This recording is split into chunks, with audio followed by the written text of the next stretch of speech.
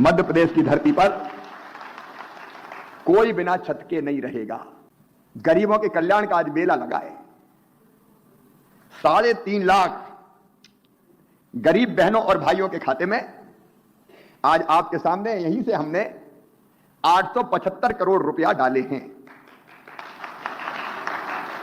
एक क्लिक करके 875 करोड़ रुपया आपके खाते में पहुंचा है और यह पैसा पहुंचा है मकान बनाने के लिए। मेरी पहली अपील है सभी उन भाई बहनों से जिनका मकान बन रहा है, बधाई भी मैंने दी है, पैसा उनके खाते में पहली किस्त का पहुंच गया है, स्वीकृति पत्र उनके हाथ में मिल गया है। मैंने सबसे कहा था हर पंचायत में, हमारे वो प्रिंसिपल सेक्रेटरी उमाकांत उमराव भी बैठे हैं, तन्वी भी यहां पे बैठी हैं, मैंने निर्देशित किया था कि हर एक को स्वीकृति पत्र हाथ में मिलना चाहिए और स्वीकृति पत्र के साथ यह भी कि पहली किस्त कितने रुपए की होगी, दूसरी किस्त कितने रुपए की होगी और कब मिलेगी, जानकारी सबको होनी चाहिए। अब मेरी अपील है विभाग के मंत्री जी के नेतृत्व में सभी विभागीय अधिकारियों से और नीचे पंचायत और स्तर तक जो हमारे सरपंच और सचिव, रोजगार सहायक, उनसे कि निश्चित समय सीमा में यह मकान बन जाए, देर नहीं होनी चाहिए। और चर्चा के दौरान मैंने यह बताया कि अगर यह सामग्री हम, कलेक्टर्स भी मुझे सुन रहे, आप प्रधानमंत्री आवास योजना के लाभार्थियों को सुविधा से रेत मिल जाए, में मकान बन जाए। मकान का सपना हर एक इंसान का होता है, हर एक इच्छा होती है कि अपनी जिंदगी में एक अच्छा मकान बना दे जहां उनके बाल बच्चे आराम से रह सके और 3.5 लाख परिवारों का वो सपना आज पूरा हो रहा है। मुझे बताते हुए खुशी है।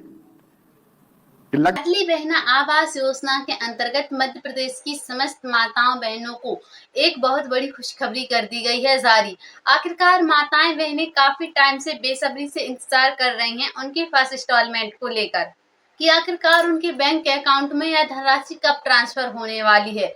क्या माताओं बहनों के पक्के मकान होंगे या फिर यह एक सपना ही बनकर रह जाएगा, क्योंकि 2023 में आवेदन किए गए थे और अभी 2026 चल रहा है, जिसके अंतर्गत अभी तक ना ही कोई फाइनल जानकारी मिल पा रही है कि आखिरकार कब धनराशि को ट्रांसफर किया जाएगा।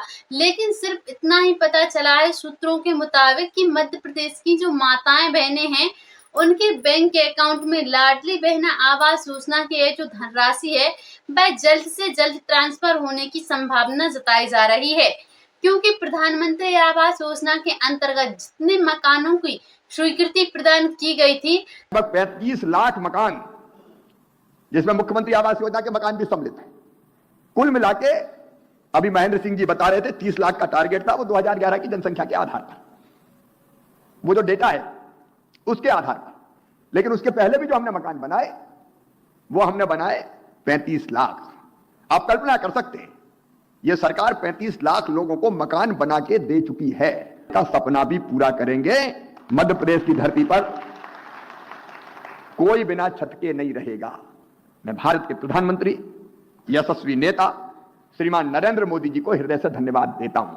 प्रधानमंत्री आवास योजना के लिए 60% पैसा माननीय प्रधानमंत्री जी भारत सरकार भेजती है और 40% पैसा राज्य सरकार यहां से उनके खाते में डालती है ताकि मकान सुविधा से बन जाए।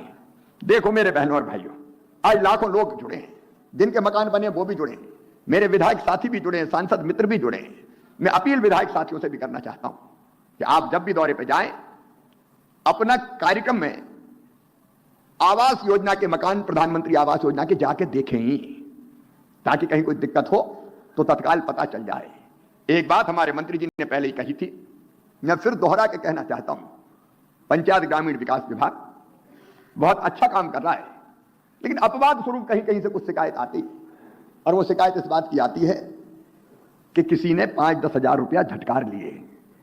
अब देखो खाते में पैसा क्यों डाल रहे हैं?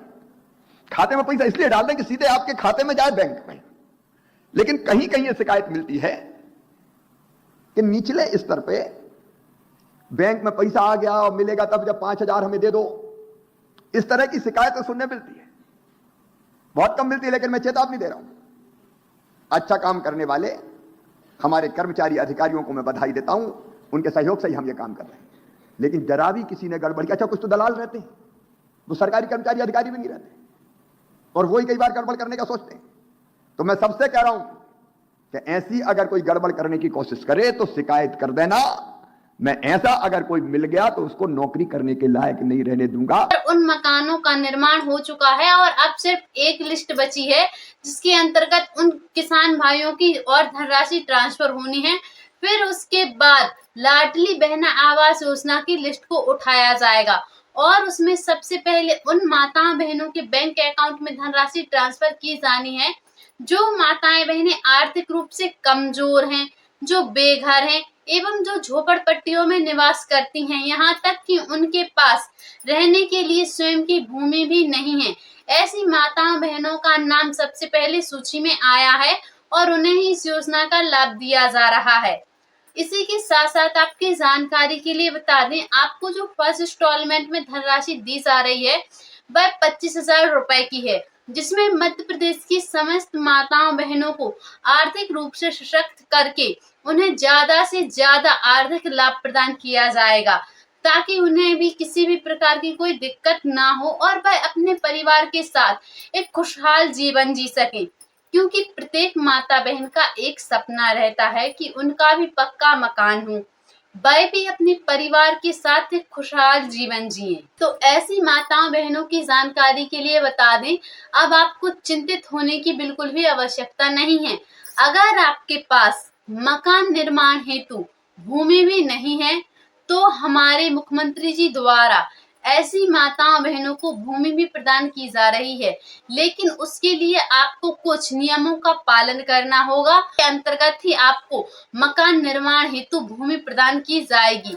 क्योंकि जिन माताओं बहनों का अंत्योदय का कार्ड है, जो गरीबी रेखा के नीचे जीवन यापन कर रहे हैं, यहाँ तक कि जो झोपड़पट्टियों में निवास कर रहे हैं, जिनके पास स्वयं की भूमि नहीं है, ऐसी माताओं बहनों को भूमि के लिए शपथ पत्र दिए जा रहे हैं।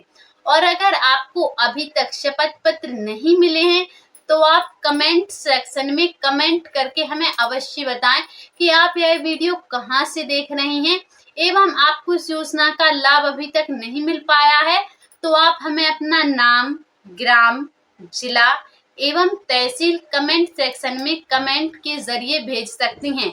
हम आपको सारी कुछ जानकारी डिटेल्स में देंगे।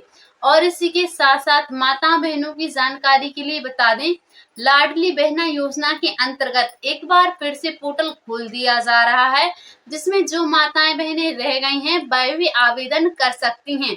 और इसी प्रकार आवास योजना का भी पोर्टल एक बार दोबारा से खोला जाएगा, क्योंकि बहुत सारी माताओं बहनों के फॉर्मों को रिजेक्ट कर दिया गया है उनके डॉक्यूमेंट्सों में कमी की वजह से। इसलिए वह अपने डॉक्यूमेंट्सों को सुधरवा कर अवश्य रखें। पोर्टल किसी भी समय चालू हो सकता है और आप आवेदन करने से फिर से ना रह जाएं, इसलिए हमने आपको पहले ही डिटेल्स में बता के रखा है।